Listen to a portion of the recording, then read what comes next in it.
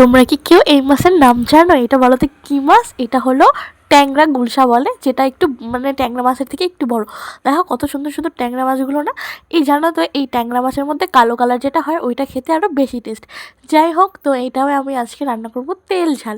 তো আমি ফার্স্টে একটু লবণ, তারপরে লেবুর রস, তারপরে হলুদ, তারপরে শুকনো লঙ্কার গুঁড়ো, তারপরে একটু সরিষার তেল দিয়ে সুন্দর মতো ম্যারিনেশন করে নেব। আর লেবুটা দিলে কি বলো তো, একটু মাছের কাঁচা গন্ধটা যেটা ওইটা থাকে না, মানে তরকারিটাও খেতে অনেক টেস্ট হয়।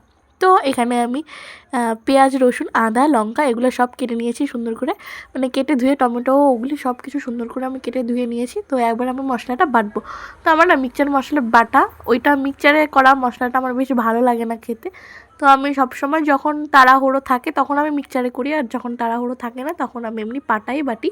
তো আমার পাটায় বাটতেও আমার খুব ভালোও লাগে, আর টেস্ট হয়, এইটাই সবচেয়ে বেশি বড় কথা। তো যাই হোক, আমার বাটা কুটার সব ঝামেলা শেষ। এখন আমি মাছগুলা মানে ভাজবো। আমার ভাজতে তো ভীষণ ভয় লাগে, কারণ মা বলেছে এই মাছগুলো নাকি তেল ছিটে।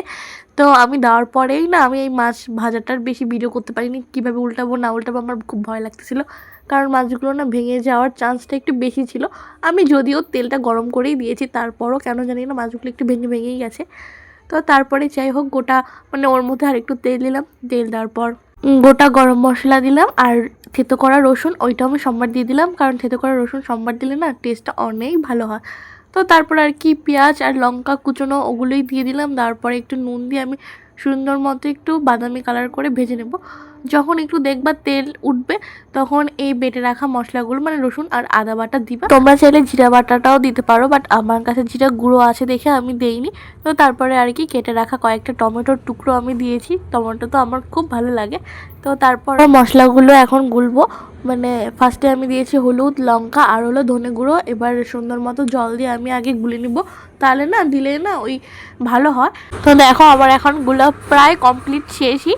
তো তারপর আমি ওই যে যখন মশলার মধ্যে তেল ভেসে উঠবে, তখন আমি মশলার বেটার মানে গুলে রাখা মশলাটা আমি দিব। তো গাইস, আমাকে ভয় দিতে না খুব প্রবলেম হচ্ছে, আমি তারপরও দিচ্ছি, কারণ আমার শরীরটা এখনও ঠিক হয়নি। তো তারপর দেখো মশলাগুলো যখন হয়ে যাবে, তো মানে একটু কষানো হবে, তখন আর একটু জল দিয়ে কষবা যাতে তাড়াতাড়ি হয়।